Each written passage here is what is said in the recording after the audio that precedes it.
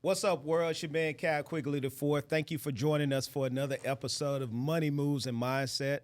I have with me today my brother, truly my brother, Mr. Ronald Bryant, man. And I appreciate you, first of all, for stopping through, man. We've been talking about doing this for a while, right? Yeah. And then we finally get a chance to do it, man. Appreciate you for having me. Absolutely. So tell folks a little bit about like how you got into mindset training, because that's your bag. Yeah, I got into it like most folks, dealing with life punching you in the face. Yeah. And like my man Mike Tyson said, everybody got a plan until you get punched in the face. Exactly. And I was early in my career in New York City, landing my first job in tech. Yeah. So my money was good. Yeah. You know, I was living. What year is this, by the way? This is like probably 2002. Oh, so that's this the heyday in is New the York. tech Ooh, boom. yeah. Everything is going great. Uh-huh. You know, in my bag, got me a nice little spot in Bed-Stuy, right on Stuyvesant Ave, and everything is good. Life is great. And went into work one morning, and before I could sit down for my little coffee, they was like, no, don't do that. Don't log in. Don't do that. We appreciate you. Wow. You know, thank you for your time. We're downsizing, and your role has been impacted. And I remember riding the subway, the A train back home to Brooklyn, and just sitting on the train thinking to myself, like, man, what am I gonna do? How I'm gonna pay my bills? How I'm gonna pay my rent? And that was the moment that it wasn't in that particular moment. I definitely went through some challenges of just trying to navigate life as a young professional and realizing that I had done everything they told me to do. Right? Go to school. I went to school, got the a good degree, job. got the job, Yeah. and thought, like most believe now, that there's security inside of the corporate space, which there is not. And I learned that very early. But what it also did for me, to your question, was it put me in a position where I had to really start answering some hard questions. Yeah. And the first one that I really had to answer was, what type of life do you want to build? Because you are the architect of your life. And I didn't know that at the time. I thought my corporation was going to be the one that was going to help me build. But I learned early that they will, as we see now, right? Almost 500,000 people been laid off since June of 2025 up until now. And so as we can see, even going back a number of years, corporations still move by the beat of their bottom line. Exactly. Not to the beat of your heart or your purpose or passion as a person. And so that is where my journey began, really starting to look at myself in the mirror and figure out, where exactly do you want to go? Yeah. And why do you want to go there? And based on where you want to go, Ron, who do you need to become tomorrow to get yourself there? Because who you are today ain't the one, right? Don't mean that, you know, for me or for anybody, it doesn't mean who you are today isn't good enough. Yeah. It just means that there is this process of continuous evolution that one has to go through. And so you got to be humble enough to realize that who you are today is not who you need to be tomorrow to get you to the place that you want to go to. So Absolutely. it was that was the genesis moment for me, riding that subway home and sitting in my apartment going, all right, not only was it dark in my mind, but it was like, or dark in my apartment, I should say, because I was just kind of a little depressed, but it was dark in my mind. I couldn't see clearly. So that was the point where I realized, okay, I got to start unraveling some stuff. Yeah. And I went to church and heard a sermon, and the gist of it was this: preparation is the highest form of faith. And so it was in that moment that God kind of shook me a little bit. So, all right, let's get to this. Let's get to this thing. Right? There's some things I need you to start preparing for that are coming your way, but in the state you're in right now, you're gonna miss the opportunity. Yeah. So I need you to not just have faith in me as your heavenly Father, but I need you to have faith in yourself. Wow. And so the faith in yourself starts with preparing on a day-to-day basis. So would you say you had like a spiritual background growing up, or was that something you kind of developed? Yeah, man. No, I didn't grow up in. I mean, we went to church on Easter and Mother's Day. You know, and sometimes Christmas. And I wouldn't even say Christmas, shoot, but Easter and Mother's Day, we definitely went. There. Yeah. But no, I didn't. And oddly enough, my spiritual journey started when I got to New York, and started really beginning to wrestle with, all right, I feel like there's something more, but I don't know what the more is, and I don't know how to get there. And that was also kind of the odd thing about me getting laid off. Like, I felt like God had been kind of pulling on me, but I wouldn't leave the job. To leave, but man. I wasn't quite sure how to leave and where to go. And as a young professional, like, I couldn't have called, my people, my mom, and been like, hey, I'm about to go ahead and walk away from this job. You're like, boy, you crazy? What you, Don't come back here. Yeah, it was like, so kind of what do you do when you don't know where to start? Yeah. And so I ended up thinking in my mind that the plan was just to stay comfortable, but staying comfortable ain't really a plan. And so, no, I didn't have a spiritual background, but my journey with God started as a young professional, and man, it's been transformative in terms of who I am, and the concept of being a life architect comes from Genesis 1:26, right? Yeah. And when it says that he blessed them and commanded them, be fruitful, multiply, replenish, and subdue, right? So God is saying to Adam and Eve, okay, I want you to go out and replicate what I showed you that I did. When I built the earth in 7 days and gave you this garden to live in, now I want you to go do what I did, which is the architect and the build. Yeah. And so that's where that concept of life architecture came from for me. Dope. And that's the basis of what, my principles are with respect to what I do with the Life Design Institute. And in the book that I wrote, it's that thread of life architecture came from, my spiritual growth and development. That's amazing, man. Yeah. So when you think about like the missing pieces to give you good mental health as a young man, what were some of those pitfalls that didn't necessarily, maybe it was your parents, maybe it was your community, like what were those things that were missing, you feel? So the first thing that was missing was just contextual understanding of life. Like it just had to do with what I felt like at the time. And again, going back to that transformational moment of being laid off, like that was a big, and I like to call them transformational moments because I think we all have them. Absolutely. Like that was mine, because up to that point, like I mentioned, got the degree, went to school, but it was in that moment that I realized, like, wait a minute, like there's a playbook I'm missing here. This life thing. Wait a minute, I didn't get all the instructions. Right.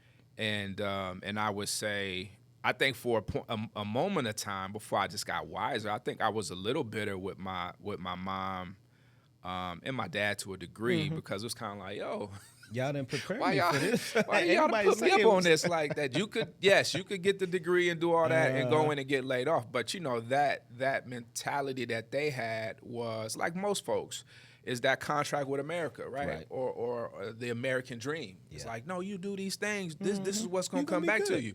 But it wasn't that, right? Yeah. And so, but the older I got and learned more about my mom's upbringing, even my pops to a degree, there was a lot more grace that was extended, because even as a parent myself now, like, you can only give the best of what you have. Exactly. And there was a lot of wisdom that I can give to my kids that my mom and dad didn't have, right? Because they just didn't live life that way. The way that they lived life was like, yo, we trying to scrap and grind. I remember my mom taking me to college, like, all right, I got you here, I gotta be at work at 6, right? But that wasn't it. Yeah. Like, I can now tell my kids, like, college is something that we have to really think about as an investment.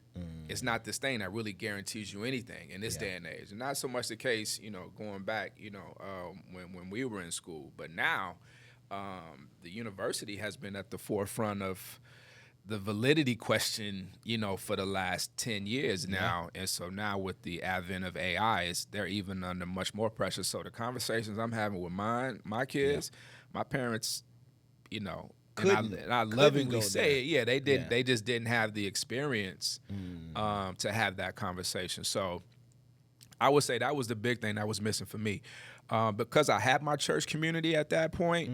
While I was navigating the complexities and the uncertainty of being laid off and what that means, my church community was big. That's cool. Just being able to plug in. Not that they had all the answers, but it was just a space that I know I could go and get the energy that I needed, get the inspiration I needed, get my my weekly, devotional Bible study context that I needed to get through the week. And then, too, I was living off that one word, preparation. Right. So it was like I didn't need a whole lot. Yeah. Because I knew one thing, that I was going to make it.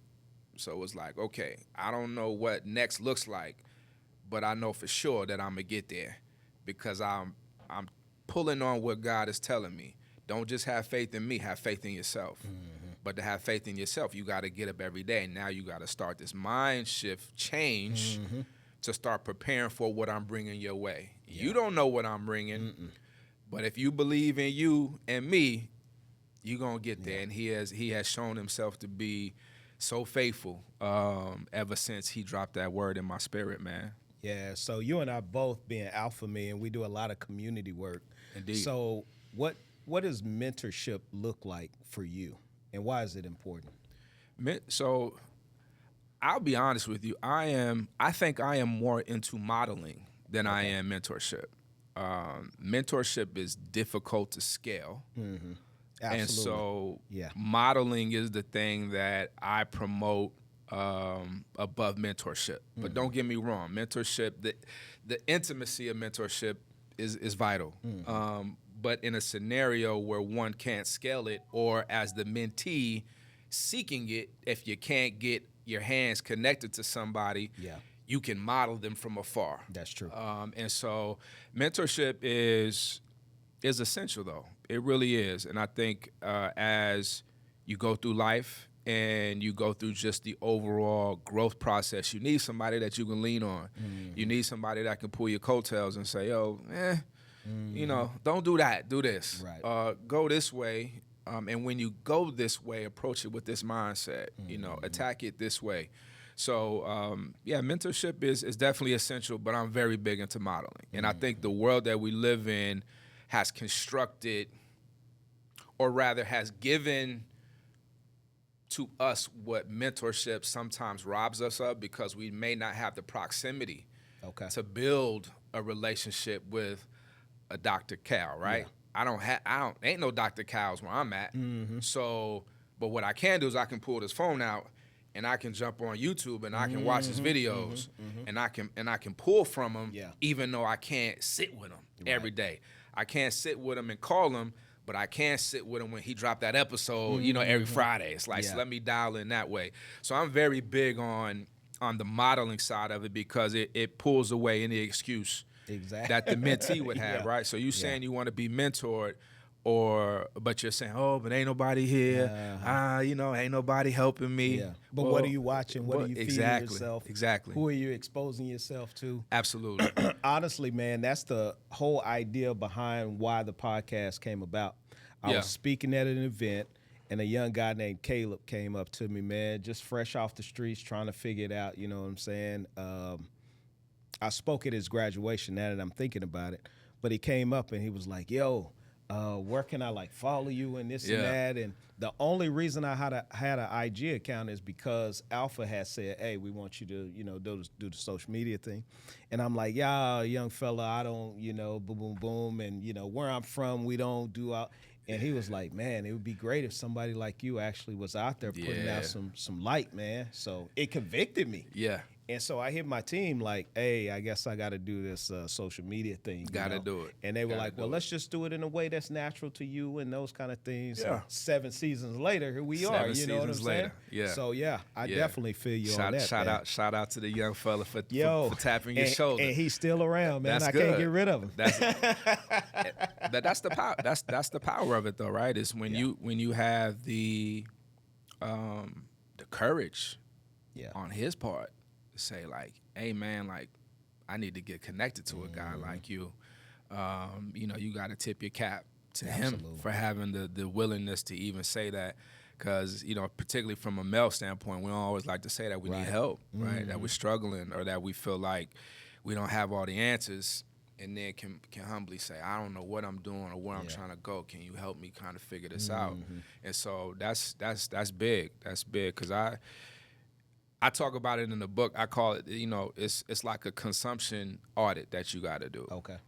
And like, how are you really leveraging your time? Like, where is your time being spent? Yeah. Just like, you on the finance side, right? How are you tracking what transactions are happening? Because your time is actually is capital. It is. And so if you spending it on IG or YouTube, which is not a bad thing, but then what are you watching? Are you looking for the Dr. Cow, right? Yeah. Or are you looking for, so again, if you can't get close, you can model from afar if you manage the time that you have correctly, and then you can accelerate where it is that you're trying to go. But most often when I do the work that I do and we really start digging into what that schedule and calendar looks like, we really discover spinning your wheels. You are not getting a return on investment with respect to your time. And so it's important that time piece. One of the things that you and I have decided to collaborate on is working in the NIL space, mindset as well as financial literacy. Absolutely. And so when you think about like today's athlete, why is the power skill more important, do you think, for these athletes coming up now? Because the data doesn't lie. And the data says that the lion's share of them won't make it to the respective league that they're pursuing. And what the blessing of the NIL is that it gives them, it transacts. And actually, let me actually not say transact, it deposits a level of wealth that under normal circumstances up to this stage, they never had. Yeah. They would have done those 4 years, 5. Possibly illegally now. And true. That's you're right, because that was definitely under the table, right? Like, hey, go ahead and take this, young fella. So you're absolutely right about that. But I think that's what's important about it is now that you have this opportunity that you actually could set yourself up and your family for life and build what more than likely you would have missed is the generational wealth element of it. Yeah. And so I think it's an important conversation to have because we've seen too many professional athletes, just like a few months ago, like Odell Beckham was talking about, $50 million not being no money. Ooh. And it's just like, did he burn through 50? That was basically. Oh. And so but that's not the only story that's out there, right? Oh, of course not. Of course not. I've had several people sit in that seat and tell me, but I don't know if I heard 50 million yet. Maybe 30 was the most, but 50. That's nasty. Yeah, yeah. So it's I think we're at an opportune time. Yeah. To the opportunity, I like to call it, seek to serve, right? It's one of the family principles that I teach my kids, seek to serve. And I think that's what this represents, what you and I are going to do, is serving these young people, not because we're after your bag, not because we're trying to get in your pocket. We're trying to do for you, going back to what I spoke about earlier. Yeah, right. I didn't get the playbook, right? Yeah. And we're trying to give you the playbook. We want to give you the script, the blueprint, so when you don't even have to be out of college, right? What we're doing is we're trying to help you be entrepreneurial or entrepreneurial while you're in the space that you're in, because when you transition out, you could already have business scaled, moving for you, and then you already up and running, right? Yeah. So it's a great opportunity for us to serve at a space and time that's essential, because we just don't want more stories of these young guys getting hundreds of thousands of dollars and some millions of dollars, right?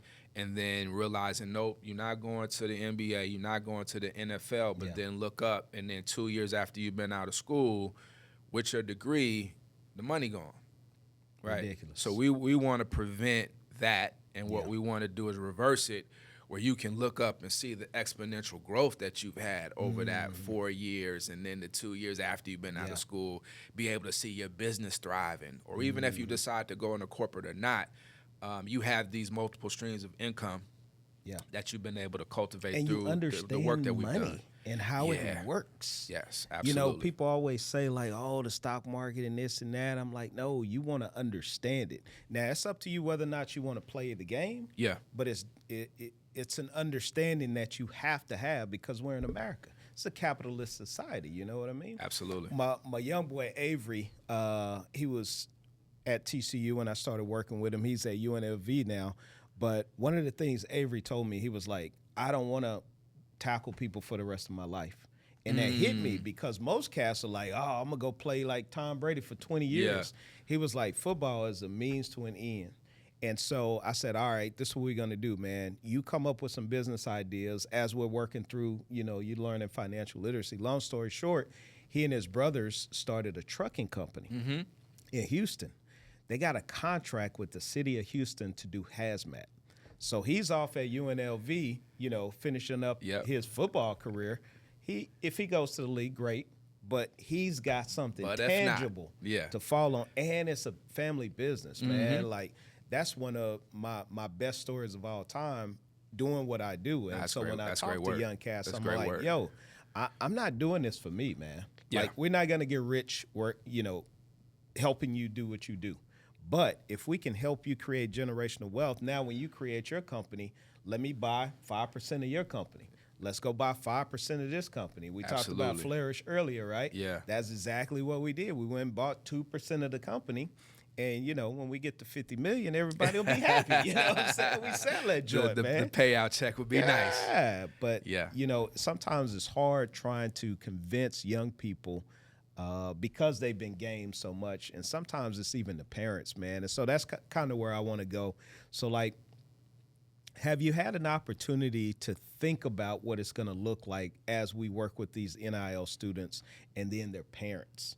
Because a lot of times the parents are the ones that are juicing the kids, taking their money and doing all those kind of things. Absolutely. It starts with, I have actually, and it starts with educating the young person. I have seen scenarios where it's like, you do know they grown, right? Right. You dealing with a 20, 21, 22-year-old. Yeah. You got to get out of their pocket. But also, this is where the mindset shift comes in. Yeah. Helping this young person come up with a vision for who they want to become, right? One of the things that I start a lot of my work out with is this idea of, whose vision are you living? Are you living yours, or by chance are you living your parents? Yeah. Or social media, or society, or your friends? Whose vision are you living? Most often than not, the young person is not living their own vision. I've done number of conversations and seminars at colleges and universities, and when I come and finish, and I talk about that concept of finding, what I really call is finding your voice and vision for success. I have so many young people come up to me and say, Mr. Bryant, thank you, you blessed me, and I just need your advice because I'm living that right now. Like, my parents want me to go into engineering, but I really love teaching. Or, my parents telling me I gotta get a degree in computer science, but I'm an artist. Yeah.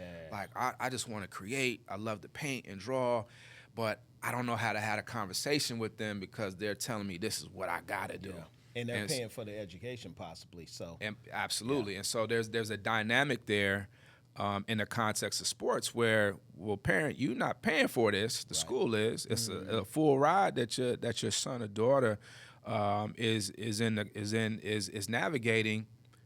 So we got to start with empowering the young person. Yeah. The parent, if they can't assert their influence, they always will. So they're a part of the conversation, but I really got to get to the heart of helping this young person understand, no.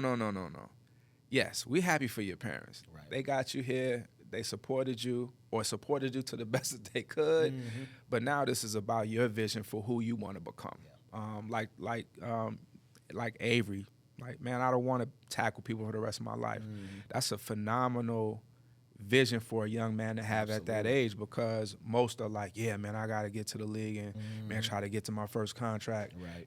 And this, down the third. But that's the beauty of what the NIL offers now, right? Yeah. Is this vision for, let's start figuring out what you can start doing today. We don't got to wait for the league. If the league comes, fantastic. Yeah. But think about what could happen if you already got your entrepreneurial blueprint set up and you do get first round, second round, or called into camp, and you make the team, okay, now you got options. Exactly. It's not something you have to do. It's something you choose to do because you love the game and you want to keep playing it. But you're not chasing a bag like so many generations before you have had to do. So, but I think it's important for us to start with the young person. We got to help them take on that architect mindset and believe in their ability to dream without limits or any judgment. What do you want to do? We're not talking about what your parents is going to agree to Pie or in the what. sky. Put it out there. Exactly. Is it? We want it to be big enough, them God-sized dreams, right? Yeah. Where it's big enough that you're not going to be able to get there by yourself. But the powerful thing in it is that it's your dream. It's not theirs. It's not your mom or your dad or your friends or whatever. So I think that's a big foundational piece, like you and I were talking when we were talking a while back about, like, when you think about a skyscraper, can't nobody see the rebar at the base of it, right? Once you start going 15, 20, 30 stories up. So that base, that foundation is critical. Yeah. And so we want to make sure we can help them build something on a strong foundation, which is you believing in your ability to architect this life that God has gifted you with. Yeah, I'm mentoring a young guy. Just started mentoring him a few weeks ago, and so we had our first sit down. And I said, all right, man, so, you want to do X, Y. No, he was saying that he wanted to come and work with us. And so I said, what's your ultimate goal, though? Because this is my goal. I'm living my dream. So what's your ultimate goal? And he was like, oh, man, you probably going to think it's stupid. I said, no, tell him. He said, man, I want to be the NBA commissioner. All right. And I said, what's stupid about that? He was like, well, everybody else I tell, they just start laughing and, And I said, oh, bro, don't worry about them, man. Yeah. So this is what we need to do. And we start architecting a plan, And so a lot of times young people have to be careful who they share their dreams with. Absolutely. Because it's a lot of dream killers out there, man. I was talking earlier about being here at THC. One of the things I love about the men here is everybody is wanting everybody else to win, and it's authentic, Yeah. It's no envy, it's no hate. If a brother can help you get to the next level, he ain't trying to figure out how he can get something from you. He's just really trying to, ultimately see you grow and go and do great things, man. And that's one of the things brotherhood. I love about our collaboration, because that's what our synergy right away was like, yo, this brother ain't worried about, he not counting my pockets, I'm not counting his. Indeed. But we both want to see each other do very well, man. Talk about the book a little bit, man. So I had a chance to tear through the first 5 chapters, bro. Good stuff, man. Thank you. Finding the next you, a young professional's guide to life and career success. It is my gift to somebody's prayer. And that's the mindset that I wake up with on a day-to-day basis is Father, use me to answer somebody's prayer. Somebody's knocking on your door, asking you for guidance, for direction, help them believe in themselves, how to overcome fear, something. So, use what you've allowed me to navigate to be an answer to somebody's prayer, and that's what that book represents.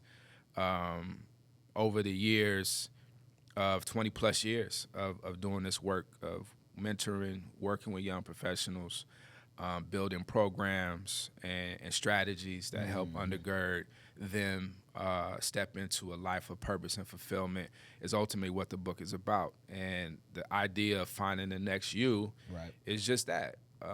As we chatted about earlier, there's nothing wrong with who you are. So it's not about reinventing who you are, but it is about investing in who you need to become so that you can step into this purpose and fulfillment that we all desire to get to in some phase or another. And that's one of the principles that I believe. We all trying to get somewhere. Right. And more often than not, the place we trying to get to, we ain't never been there before. Yeah. So there's always this level of uncertainty and fear that we deal with because we have a vision to get somewhere that we don't know how to get there. So the book is really about helping people come to this understanding that first and foremost, you are the architect of your life. Your life belongs to you, not your parents, not the corporation, not the narratives of social media and the pressures that comes along with that. So how do you build the self-confidence, the resilience, and the commitment to continuous learning that positions you to architect this life, develop the vision for it, establish the blueprint. My model is built off of 3 pillars. We want to define your vision, as you talked about sitting down with your mentee. All right, bet. Let's define it. You want to be the NBA commissioner. Man, that's I love it. Fabulous. I love it. Yeah. So that's your vision for where you want to go. Now, why do you want to be the NBA commissioner? Yeah. And that was my next question. Let's talk about that, right? Let's talk why is that the goal, right? Because it can't be about the money. Nah. It can't be about notoriety or fame. It has to be purpose-driven. And then we move from the define stage to the design stage. Now, who do you need to become to get the role as NBA commissioner? Because that's not you today. Right. But you certainly have the requisite skill sets in terms of who you are on the inside to do that. So now we need to design who it is you need to become to get there. Yeah. All right. Do you need to go to college? Do you need a master's degree? Do you need a degree in law? You got to be managing contracts, different things. So what does that look like? And then we get to the build stage. And the build stage is now all about execution. Yeah. What are you doing on a day-to-day basis? I call them daily bricks. Okay. Because we building, right? So what does your daily brick look like? What are those bricks that you got to put down today to take one step forward to navigating this journey to becoming the next you, to architecting this life that we put this plan together for? So that's what the book really lays out. And then there's a digital platform that goes along with it as well. Okay. It's a SaaS application. So the book is, what you can consider the theory behind the principles. But, and I think, you and I talked about this, I've read some amazing books and still walked away with, okay, that was great, but how? Like, okay, now how do I go from what they were talking about? Like, how do I? And so that was a big part for me. Yeah. And so the platform is called the Architects Hub. It's what I like to call our digital life design studio, because all of the tools are in the digital space, and it is all there. It's basically all of the principles that is in the book and all the tooling that goes along with it, right? So the tools. It's almost like an interactive workbook then. It is. Okay. It is. That's a good way to frame it. Yeah, that's dope. Yeah. Good stuff, man. So listen, man, as we close here, I remember when you and I were talking the first time, you're a West Coast dude by birth. By birth. But you really grew up on the East Coast. If anybody met you, they would swear you from Bedford-Stuyvesant. Yeah. But one of the things that growing up in the South, we didn't really listen to East Coast music. Sure. And so when I got stationed in D.C., I fell in love with East Coast music, man. I would come back and, be bumping Nas. My boys like, man, who you listening to, Right. And so I wanted to ask you, man, who are your top 5 MCs from the East Coast, man? From the East Coast? Yeah, I just want to know. Wow, that's it's loaded. It is. It is. Jay is clearly at the top for me. Yeah. Jay is at the top. I'm gonna surprise some people with what I'm about to lay out. A couple is gonna be, and Nas, of course, is up there. I would say Fab, like Fabulous, is one of my. I think one of my Brooklyn's top finest. Brooklyn's finest. Yeah. Crazy underrated. Yeah. You know, he never really had like the big push from the big labels, but lyrically, he can hold his own against anybody. For sure. I would throw Fab in there. Yeah. Jada Kiss would be another one. So dope. And let me see, who would be my fifth? By the way, you have literally picked all New York MCs. By Yeah, the way. well, so I said East Coast. So well, I mean, East. I'm just saying East Coast if you know. Yeah. Well, if you said top 5 across the board. No. You know what I mean? We ain't gonna change it now. So go ahead and name your last one from New York. I mean, East Coast. I mean, because who? That's real crazy because I sound real biased what I'm about to say. But like when I think East Coast, I mean, I guess you could throw like DC into that as well, but like DC is like more really go. It's like more go, no. and so like for me, you say East Coast, I just immediately go to New York, right? Yeah. Which is probably a little unfair to the rest of the states. You know what I mean? Yeah. I mean, Philly's a good, but I don't know that I would put. I'm gonna give you one from Philly. I mean, technically he's not a solo artist, but Black Thought from the Roots. That's a good call out. Bro. That's a good call out. Yeah. He go hard in the paint. I rock with the Roots, but I don't rock with them like that. But I definitely appreciate the artistry and who they are. But oh shoot, how am I forget Big? I can't forget Big. That's crazy. Yeah. I was about to forget Big. Yeah. I can't Some forget people don't Big. throw him in the list because he passed away so early. Nah, but I mean, he was just he top 5 that are alive. Man, I'm telling you, I can't bro. forget Big.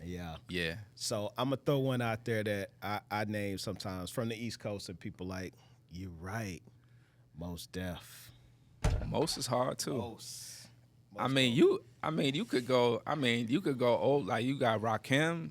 I mean, Slick Rick. I mean, you got a lot of old heads too. That was. I mean, New York, deep history, man, on the rap side for sure. Yeah.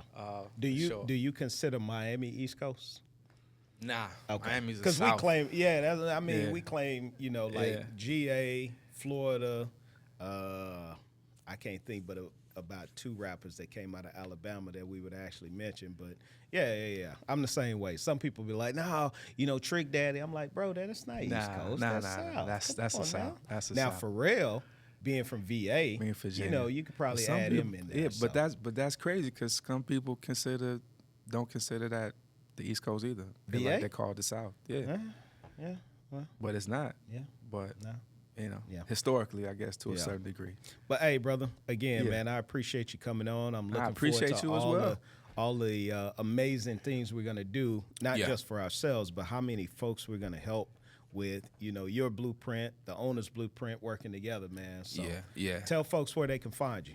Yeah, you can find me on LinkedIn at I am Ronald Bryant, as well as on Instagram, and then as well my website ronaldbryant.com has all of the work that I do across higher education, corporate, and with young professionals. So you're a young professional out there, as we were talking today, who's still trying to figure out where you're going, what life looks like for you, and things are a little uncertain. You feel a little fearful. I just want to encourage you that there is success on the other side of your fear, and anything that I could do to help you get over that and architect your life, please check me out. Would love to partner with you and help you build your blueprint to success.